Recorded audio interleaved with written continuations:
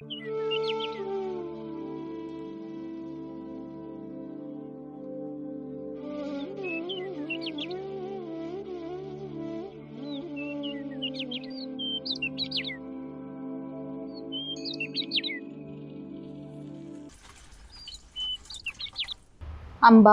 एतत् किं पुस्तकं भवती प्रतिदिनं पठति?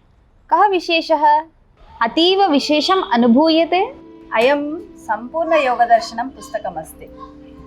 आचार्य श्री मसन चन्नप्प महोदयेन विरचितः एषः ग्रन्थः।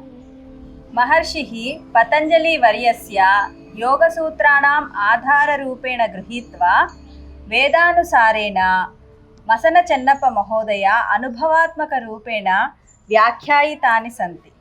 सम्पूर्णयोगदर्शनं पतञ्जल्याः योगसूत्राणाम् अल्पं ज्ञातम् अस्ति। यम नियम प्राणायाम प्रत्याहार ध्यान समाधि एतत् न भवति वा? एवम् अस्मिन् पुस्तके कः विशेषः अस्ति? भवती सर्वोत्तमं प्रश्नं पृष्टवती। योगसूत्राणि गहनार्थे परिपूरितानि। एतानि मनोनियन्त्रणं कथं करणीयमिति बोधयन्तः आध्यात्मिकमार्गदर्शिकाः सन्ति। योगः इत्युक्ते व्यायामः नास्ति। योगः मनोनियन्त्रणं कथं करणीयमिति सूचयन्ति। किं योगे मनश्शान्तिः मार्गः अस्ति वा? अवश्यं। भगवान् श्रीकृष्णः पतञ्जलिना लिखितानां योगसूत्राणाम् अध्ययनं कृतवान्। तत्फलतः सः योगीश्वरः अभवत्। अयं पुस्तकः न केवलं पठनस्य अपि तु योगानुभवस्य आधारः भवति। एतस्मिन् पुस्तके साधना समाधि विभूति कैवल्यपादाः सन्ति।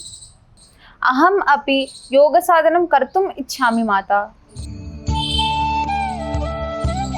स्वीकरोतु पुत्री, एतद् भवत्याः प्रथमं सोपानं भवति।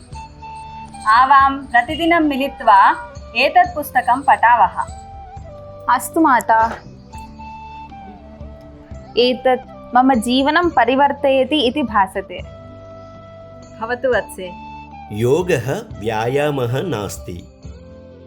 इदं मनोनियन्त्रणस्य गहनः अभ्यासः अस्ति।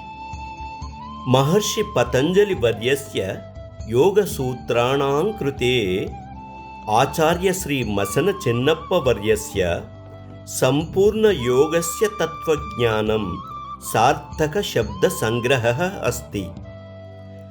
अपि च भवन्तः सर्वे अपि एतत् साधनं कर्तुम् आरभेत। ग्रन्थं प्राप्तुं विवरणस्य लिङ्क् उपरि क्लिक् कुर्वन्तु।